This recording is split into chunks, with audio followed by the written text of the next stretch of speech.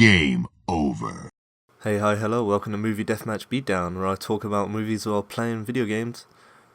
We're going to be playing Call of Duty Modern Warfare 3, which I'm not good at, once again, after a great performance on Halo Reach, well, an acceptable performance on Halo Reach, and we're going to be talking about Big Hero 6. And I'm going to say right off the bat, it is a 5-star film, which I give to a lot of animated movies, but Big Hero 6 deserves it. And yes, I do have a couple of issues with it, and I'll talk about that in a sec. First off, though, I want to bring up the short film that's called Feast, that appears before the movie, which I absolutely adored, because, well, every short film they seem to put in front of animated movies like this, like Get a Horse, which was before Frozen, I think, and like Paperman and Blue Umbrella and everything like that, is just been fantastic. It's charming, it's wonderful, and Feast itself is a brilliant piece of cinema. And you think it's about one thing, that it turns into another thing, and then it goes right back to the original concept. And it's amazing and beautiful, but I won't talk about Feast too much, because it's not actually, it's like 7 minutes or 6 minutes, but you'll enjoy every second of it, and it will hit you emotionally. And it will prepare you emotionally for Big Hero 6, which I laughed at, I cried at, I did everything at that was acceptable for a family film. It was wonderful, brilliant. Like, I know Frozen has a lot of love behind it, but that's, for me, is like a 3.5-star movie, while Big Hero 6 is definitely a 5-star film. It's great. It follows the story of Hiro Hamada, I believe, in this fictional world of San Francisco, which is Tokyo and San Francisco merged together into one wonderful, brilliant, like technologically advanced place. Oh god, getting shot in the head. Yeah, just like the king of technology, I guess, in the world. And there's like lots of robotics and scientific colleges and underground robot fighting rings, which I thought was kind of going to be a lot more of the concept, but it helps build into what the biggest story is and helps set up this world. And I loved absolutely every second of it, because it's got a wonderful, diverse cast. It's got brilliant voice cast itself, not just the characters, but including putting TJ Miller and stuff, who was one of the few bearable things about the fourth Transformers film, I guess. But he is wonderful in Silicon Valley, which is a show that everyone should watch. It's like required watching, I think. One of HBO's great new comedies. And Big Hero 6 is a Disney movie that's based on a Marvel property I've never heard of. And I've heard of a lot of Marvel properties, but never once heard or seen of Big Hero 6. And after seeing it, I really hope it becomes more of a thing. A lot like Guardians of the Galaxy, which I didn't actually know about either going in that much, but after coming out of it, I was like, yes, I want to see more of that. Big Hero 6, I want to see more of that. I want that to be a franchise. Maybe even like a Saturday morning kids show, or like Disney XD or whatever they do nowadays. Not that I'd watch it, but I hope that would be for the audience of younger children. But it appeals universally, I think. And it's got a lot of that. It's got like that Lion King, Finding Nemo, Bambi sort of sadness vibe at the beginning. It's a lot more established and set up, though, in this, which may be a problem, because Finding Nemo and Up and such get to your heartstrings like 5 minutes, whereas it's a more of an extended turn of... Oh, sorry, my hands are off the control as I was gesturing to no one. So Big Hero 6 has like a more drawn-out sequence, but... And it's in the trailer, so it's not too spoily, but his brother eventually dies for some reason. Well, it's explained in the film, don't want to say why in the review. And we get that entire brother relationship built up little by little. and it's wonderful and brilliant. And if you forget what happens, like I did going in, I was like, oh no, there's like a whole layer of tragedy to it.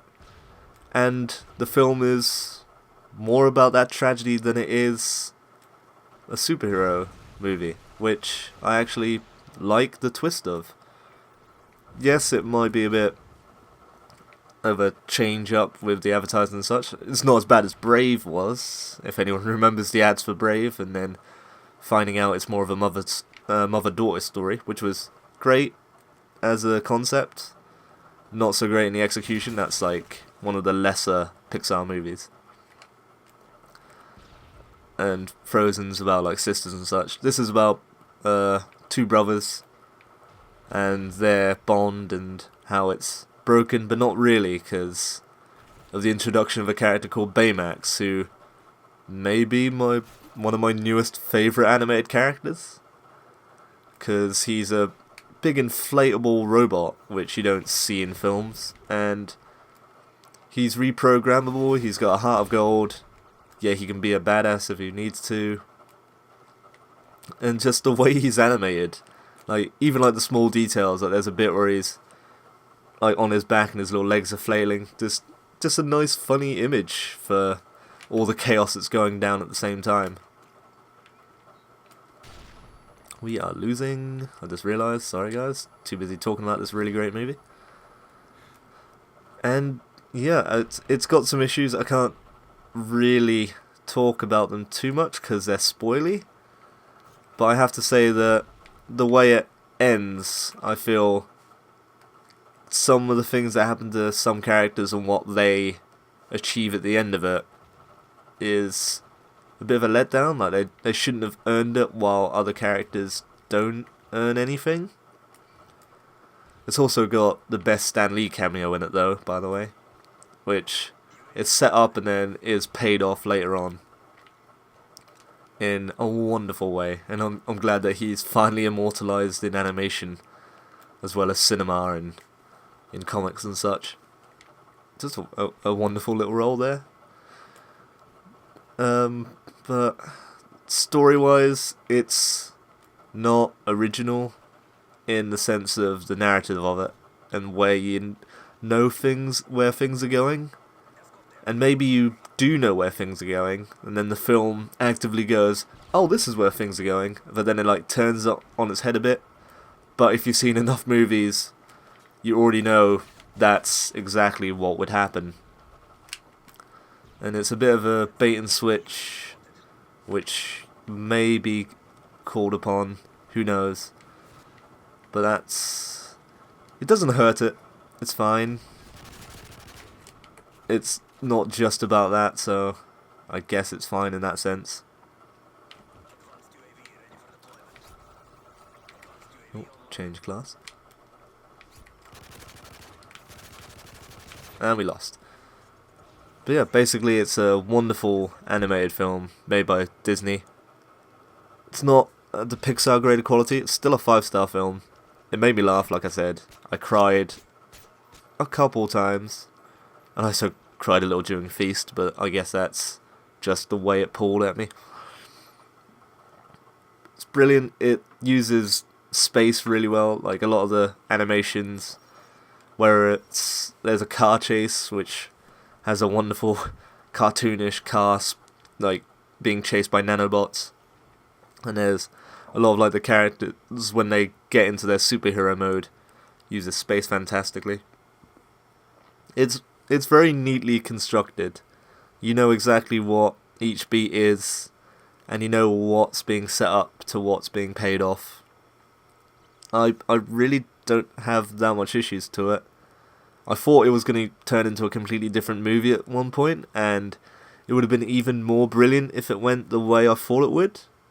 But then they don't spend that much time bringing it back, which is great, because I hate the whole 90-minute sag or whatever, or it probably isn't 90, like the hour mark sag where things have like hit the wall and our heroes go down a bit and then they come back up, which happens in every other movie written by every other screenwriter who's just read a screenwriting book.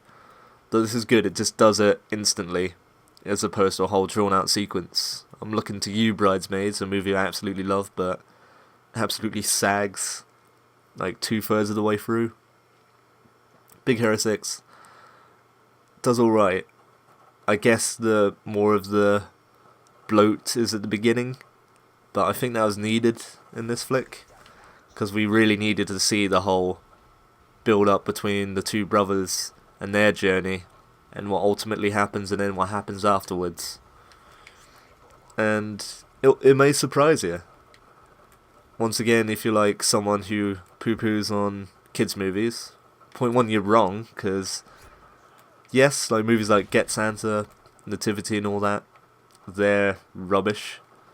But stuff like the Lego Movie, anything Pixar do, Big Hero 6, Tangled is good, Frozen has ideas which I agree with, but the actual execution of it's not phenomenal.